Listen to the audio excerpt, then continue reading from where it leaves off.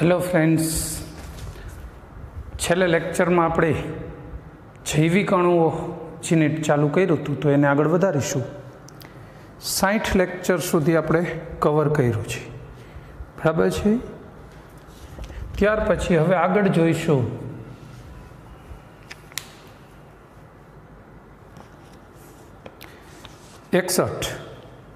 Carbohydrate के जेनुं वधु सादा स्वरूप में जल विभाजन शक्य नथी तेने खाली जग्या तरीके ओळखाय।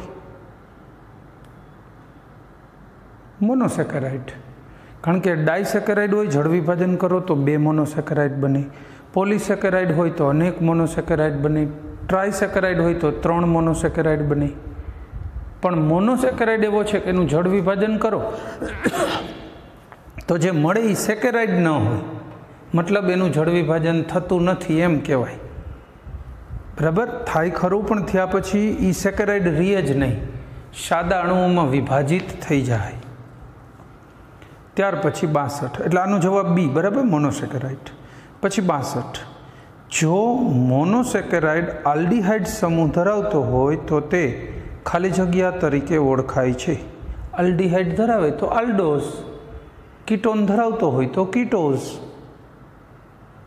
एटले डी आल्डोज जवाब। जो मोनोसेकेराइड जे कीटो समूह धरावे छे तेने कीटोज, ए जवाब।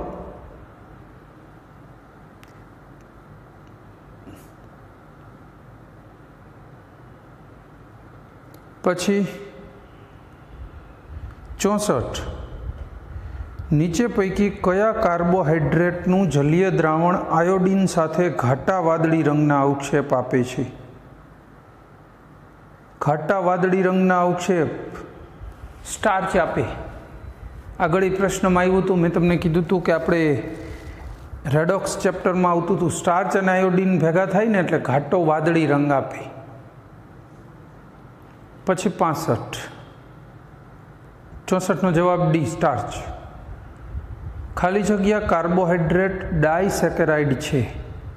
जो ग्लूकोज मोनोसेकेराइड छे, फ्रुक्टोज पण मोनोसेकेराइड छे।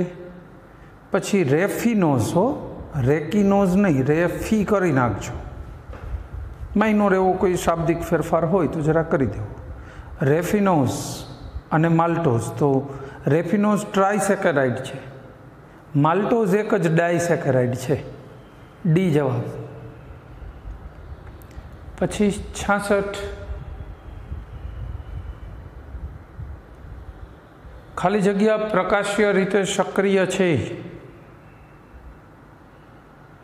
ग्लूकोज, फ्रुक्टोज, सुक्रोज अने एक पण नहीं।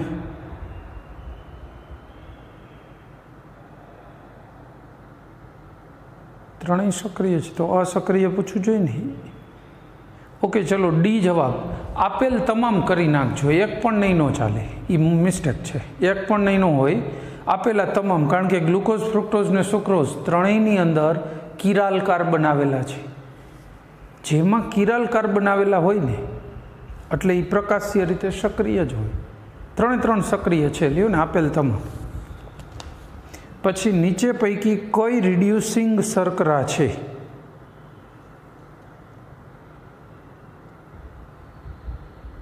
रिड्यूसिंग शर्करा बधी, ग्लूकोज, फ्रुक्टोज, गैलेक्टोज बधी।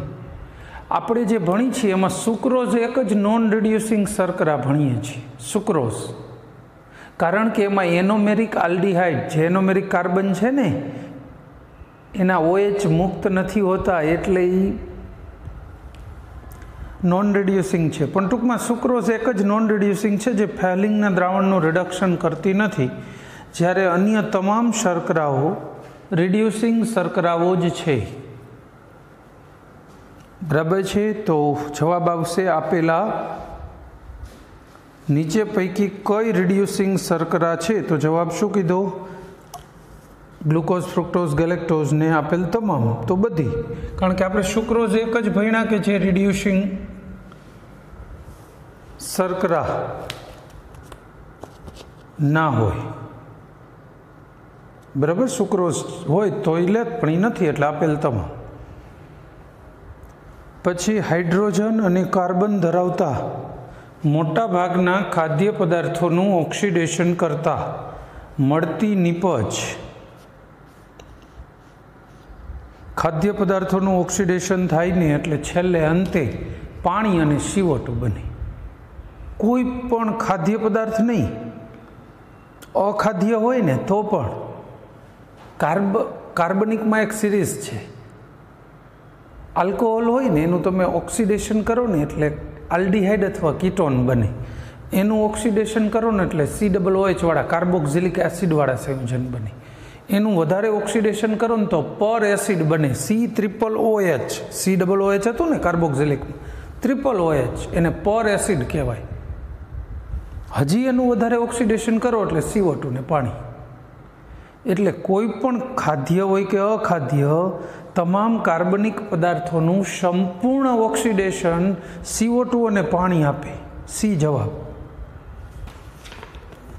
રેડી?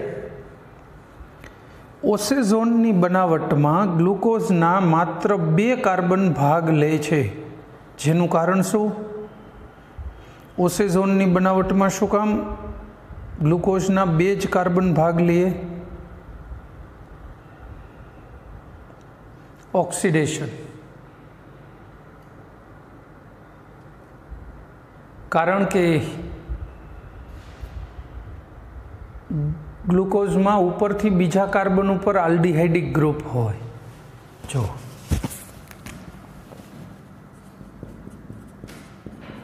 CH2OH, CH અહીંયા, CHO, CHOH, CHOH,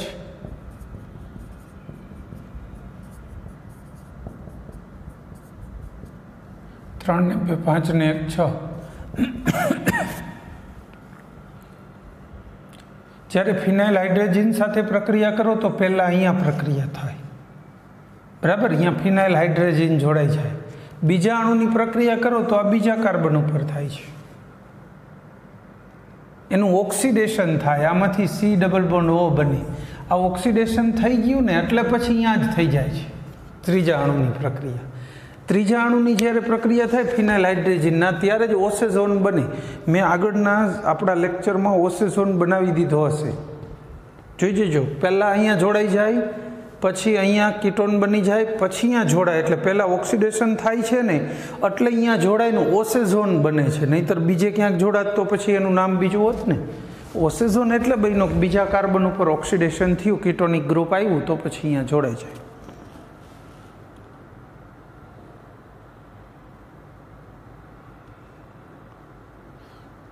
ચલો રેડી? ત્યાર પછી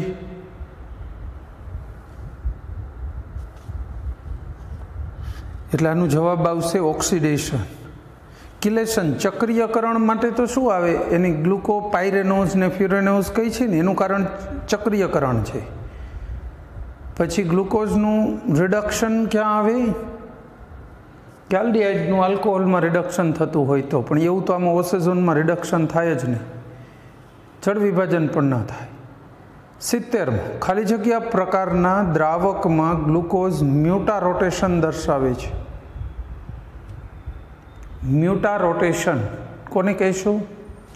ગ્લુકોઝનું તાજું દ્રાવણ બનાવી અને તરત જ એનું વિશિષ્ટ પરિભ્રમણ માપીએ પોલારીમીટરની અંદર તો 2 ચાન્સ હોય છે.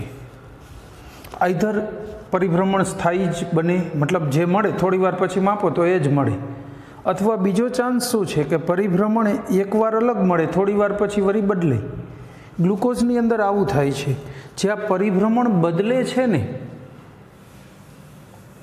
એનું જે પરિભ્રમણ બદલવાની ઘટના છે ને એને જ મ્યુટા રોટેશન કહેવાય. અને આવું મ્યુટા રોટેશન જો તટસ્થ દ્રાવણ હોય ને તો જ શક્ય છે. નહીતર શું થાય? મ્યુટા રોટેશનના બદલે સ્થાયી મળે.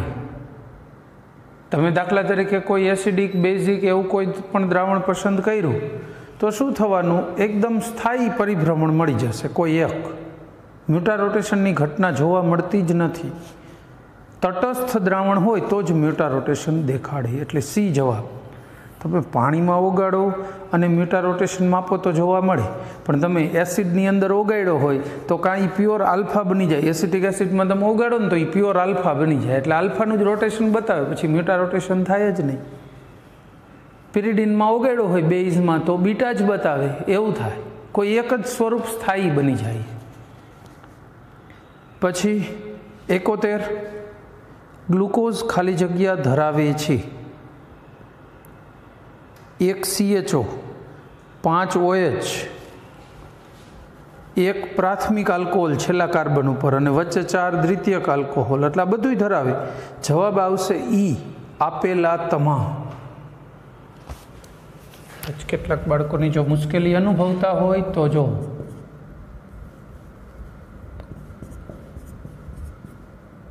3 ને 2 5 CH2OH,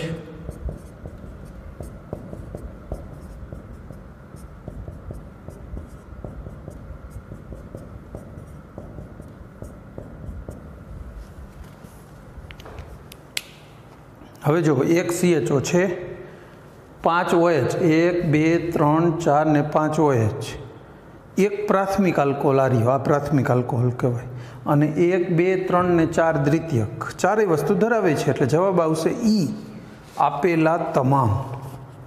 બરાબર. ચાલો, ત્યાર પછી 72મો પ્રશ્ન. 72મો પ્રશ્ન. કાર્બોહાઈડ્રેટ માનવ શરીરમાં ખાલી જગ્યા સ્વરૂપે સંગ્રહ પામે છે. કાર્બોહાઈડ્રેટ હોય ગ્લાયકોજન રૂપે, એને પ્રાણીજ સ્ટાર્ચ પણ કહેવામાં આવે છે.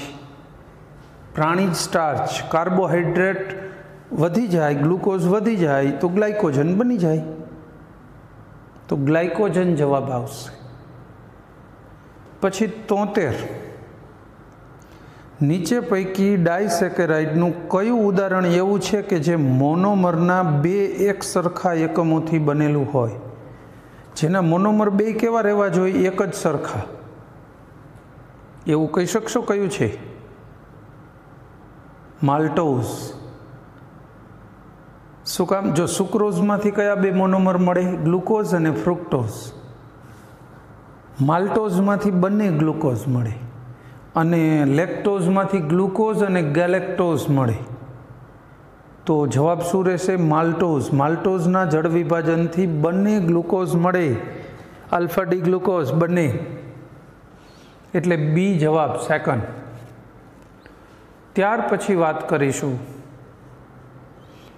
74 ફળમાં નીચે પૈકી કઈ શર્કરા હોય? ફળની અંદર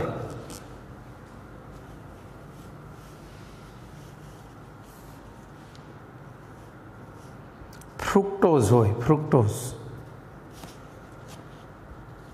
જો ગ્લુકોઝ શેરડી હોય તો ગ્લુકોઝ હોય, એ સુક્રોઝ હોય પાછું, અહીંયા ક્યાંક ગ્લુકોઝ છે. એટલે જે ફ્રૂટ્સ હોય છે એની અંદર ફ્રુક્ટોઝ શર્કરા હોય છે, જેના કારણે એ ગળપણ ધરાવે છે. પછી કાર્બોહાઈડ્રેટ ખાલી જગ્યા છે. કાર્બોહાઈડ્રેટ એટલે શું હોઈ શકે? જો કાર્બનના હાઇડ્રેટ CxH2O, શરૂઆતમાં આવું સૂત્ર હતું એટલે કાર્બનના હાઇડ્રેટ કહેવાતા, પણ પછી કેટલાય એવા મળી આવ્યા, જેમ કે જો acetic acid C2H2O twice, CH3COOH જોવો જોઈએ.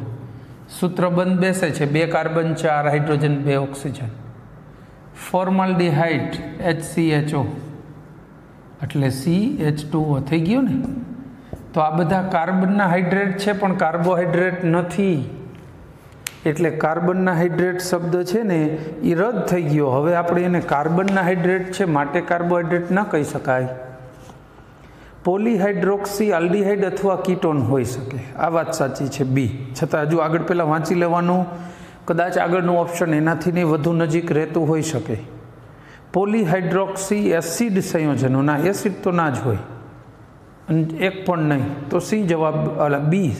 પોલીહાઇડ્રોક્સી આલ્ડીહાઇડ અથવા કીટોન બરાબર ફિટ બેસે છે, બી. પોલીહાઇડ્રોક્સી આલ્ડીહાઇડ અથવા કીટોન. પછી ગ્લુકોઝ અને ફ્રુક્ટોઝ આ બે એકબીજાના શું છે?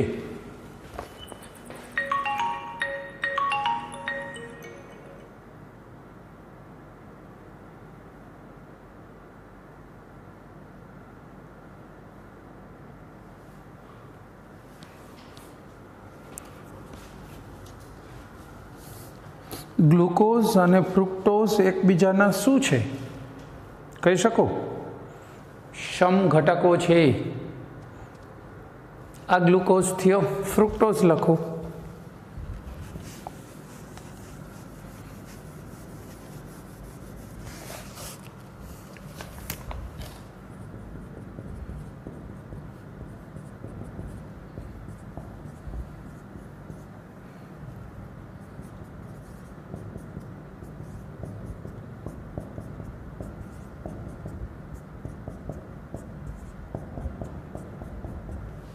થઈ ગયો. આ ગ્લુકોઝ અને આ ફ્રુક્ટોઝ.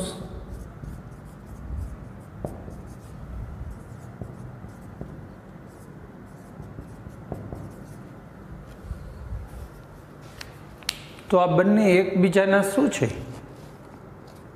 ક્રિયાશીલ સમૂહ સમઘટકો. બેયનું અણુસૂત્ર C6H12O6. એકમાં આલ્ડીહાઇડ છે, એકમાં કીટોન છે. તો આ બેયને એકબીજાના ક્રિયાશીલ સમૂહ સમઘટકો કહેવાય. ક્રિયાશીલ સમૂહ જ અલગ અલગ છે, બાકી બધું સરખું. ક્રિયાશીલ સમૂહ સમઘટકતા. રેડી? ગ્લુકોઝ અને ફ્રુક્ટોઝ. ચાલો, ત્યાર પછી 77 સુક્રોઝમાંથી ગ્લુકોઝ અને ફ્રુક્ટોઝ મેળવવાની પ્રક્રિયાને ખાલી જગ્યા કહે છે. સુક્રોઝનું તમે જળ વિભાજન કરો એટલે ગ્લુકોઝ ને ફ્રુક્ટોઝ બને, પણ ઓપ્શનમાં ક્યાંય જળ વિભાજન તો છે જ નહીં. એનું એક બીજું નામ છે આ પ્રક્રિયાનું, સ્પેશિયલ નામ ઇન્વર્ઝન. ઇન્વર્ઝન એટલે શું? સુક્રોઝનું વિશિષ્ટ પરિભ્રમણ +66.5 હતું. કોનું? સુક્રોઝનું. કાઢીને જ લખવું બરાબર.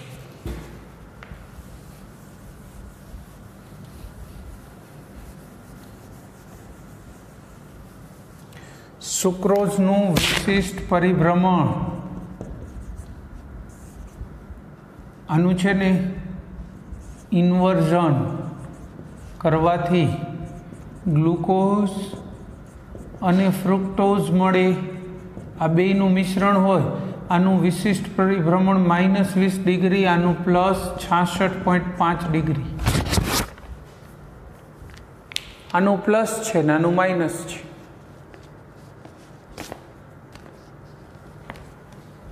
બરાબર?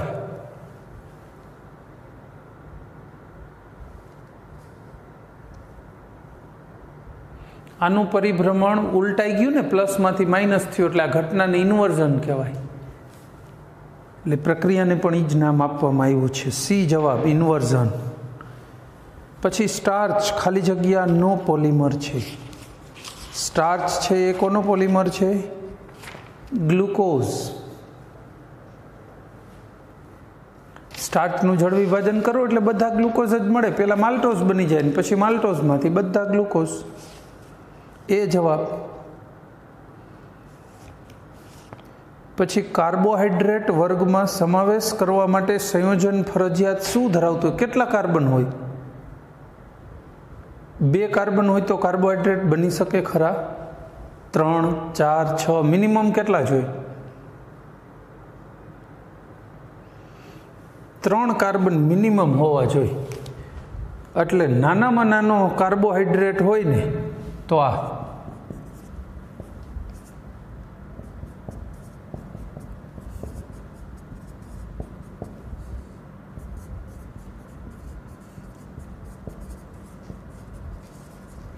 ગ્લિસરાલ્ડિહાઇડ.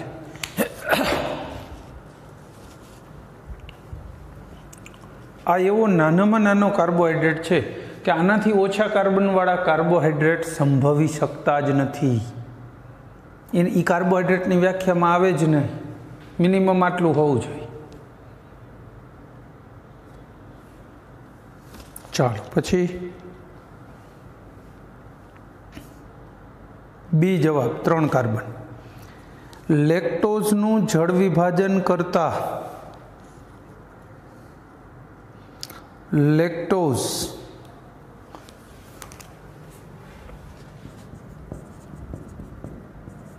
જળ વિભાજન કોની હાજરીમાં થાય? લેક્ટેઝ અથવા આનું બીજું નામ છે ઇમલ્સિન. તો ગ્લુકોઝ અને ગેલેક્ટોઝ મળે. આનો ગળપણાંક 16 હોય. લેક્ટોઝનો દૂધમાં રહેલી શર્કરા છે. જવાબ શું આવશે? 80માંનો ડી. એક ગેલેક્ટોઝ અને એક ગ્લુકોઝ. લેક્ટોઝમાંથી આ મળે. લેક્ટોઝનો ગળપણાંક ઘણો ઓછો, 16 એટલે ઓછો કહેવાય. 100 કોનો છે ખબર છે? સુગર હોય ને, સુગર આપણા ઘરે જે સુક્રોઝ વાપરી ખાંડ, એનો ગળપણાંક 100. એના જેટલું ગળ્યું હોય તો 100 કહેવાય. આનો એની કમ્પેરમાં આનો 16 આવ્યો, 16. ગળપણ કેટલું ઓછું એ ખ્યાલ આવી જાય. 16 6 96. આના કરતાં સુગર 6.25 ગણી ગળી હોય એટલે દૂધ આપણને કંઈ એવું ગળ્યું ન લાગે, છતાંય સાવ મોરું નથી. આનું 16 તો છે જ ગળપણાંક.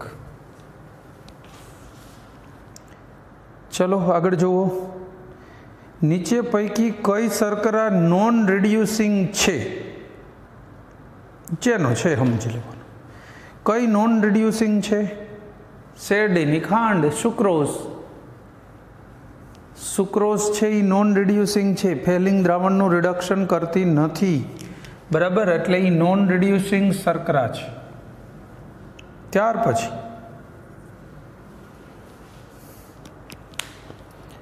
સેલ્યુલોઝ ખાલી જગ્યા નો પોલિમર છે. સેલ્યુલોઝ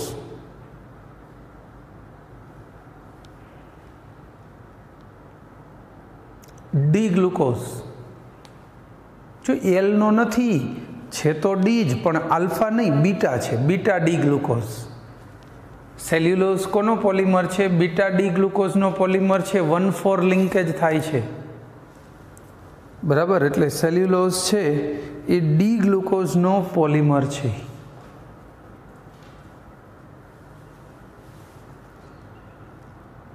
ત્યાર પછી વાત કરીએ સ્ટાર્ચમાંથી ગ્લુકોઝના રૂપાંતરણ દરમિયાન મળતું મધ્યસ્થી સંયોજન માલ્ટોઝ. ઘણીવાર આવ્યું, ઘણીવાર વાત કરી છે. સ્ટાર્ચનું જળ વિભાજન કરો તો માલ્ટોઝ, ને માલ્ટોઝમાંથી પછી બધા ગ્લુકોઝ. એટલે મધ્યવર્તી સંયોજન કયું આવે? માલ્ટોઝ. આમ હોય ને, સ્ટાર્ચ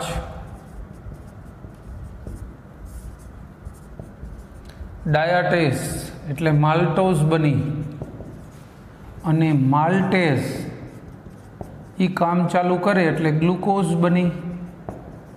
બધા ગ્લુકોઝમાં રૂપાંતરિત થઈ જાય. તો વચ્ચેનું સંયોજન પૂછ્યું છે તો માલ્ટોઝ જવાબ, સી જવાબ. 84. નીચે પૈકી કોનું રૂપાંતરણ ઇન્વર્ટેઝ દ્વારા શક્ય છે? ઇન્વર્ટેઝ દ્વારા રૂપાંતરણ થઈ શકતું હોય એવું. જો સ્ટાર્ચમાંથી ગ્લુકોઝ ન થાય, આમાં ક્યાં ઇન્વર્ટેઝ આવ્યો? ડાયાટેઝ ને માલ્ટેઝ આવ્યો. પછી સુક્રોઝમાંથી ગ્લુકોઝ ને ફ્રુક્ટોઝ આવ્યું. સુક્રોઝમાંથી ગ્લુકોઝ ને ફ્રુક્ટોઝ. ઘટના ઇન્વર્ઝન, પણ ઉત્સેચકનું નામ ઇન્વર્ટેઝ. તો બરાબર છે, આ ફિટ બેસે છે. માલ્ટોઝમાંથી ગ્લુકોઝ, એમાં તો માલ્ટેઝ જોઈ. ગ્લુકોઝમાંથી ઇથેનોલ અને CO2.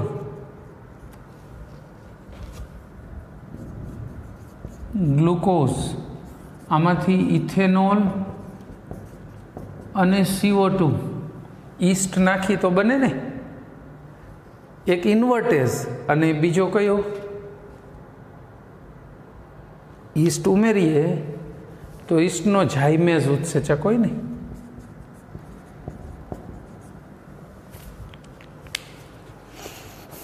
ચલો રેડી, આગળ વાત કરીશું. એટલે આનો જવાબ શું કીધો આપણે?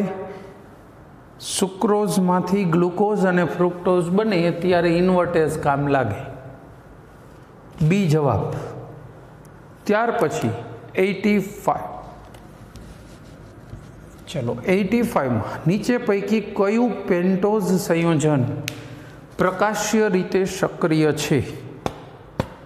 પ્રકાશીય રીતે સક્રિય કયું થાય? જેની અંદર કિરાલ કાર્બન આવેલા હોય. કિરાલ કાર્બન એટલે કેવા કાર્બન? જેની ચારેય સંયોજકતા જુદા જુદા પરમાણુ કે પરમાણુ સમૂહો વડે સંતોષાયેલી હોય એવા.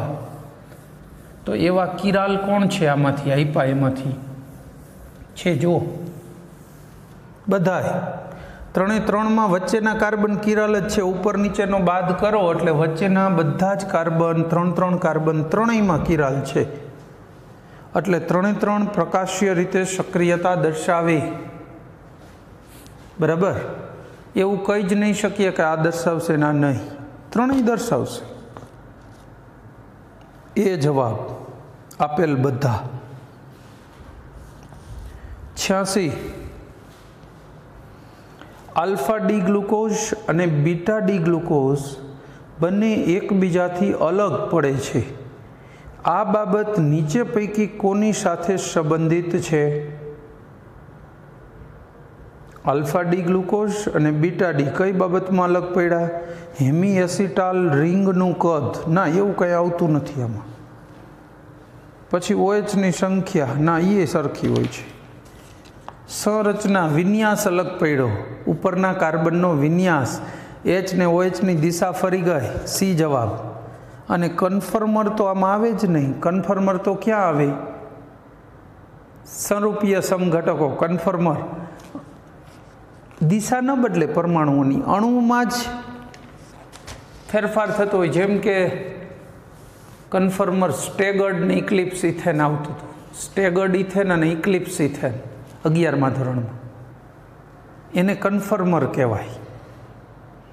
પછી સાયક્લોહેક્ઝેનમાં ચેર ફોર્મ અને બોટ ફોર્મ આવે, એ બેને કન્ફર્મર કહેવાય. બરાબર.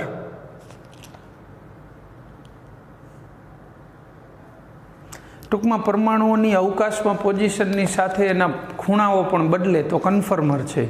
ખૂણાઓ ન બદલે, ખાલી પોઝિશન બદલે તો વિન્યાસી સમઘટકો કહેવાય. આલ્ફા બીટા વિન્યાસી સમઘટકો છે. બરાબર. પછી 87